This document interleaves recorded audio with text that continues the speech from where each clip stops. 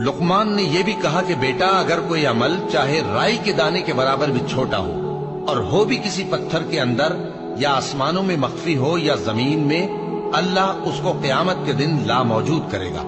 कुछ शक नहीं कि अल्लाह बारीक बीन है, खबरदार है। बेटा, नमाज की पाबंदी रखना और लोगों को अच्छे कामों के करने का मशवरा देते रहना, बुरी बातों से मना करते रहना, और जो मुसीबत तुझ पर वाक़े हो उस पर सब्र करना। बेशक ये बड़ी हिम्मत के काम है।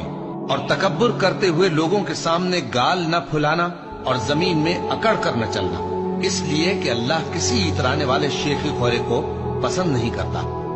और अपनी चाल में एतदाल किए रहना और बोलते वक्त जरा आवाज नीची रखना, क्योंकि बहुत ऊंची आवाज गधों की सी है और कुछ शक नहीं कि सबसे बुरी आवाज गधों की होती है।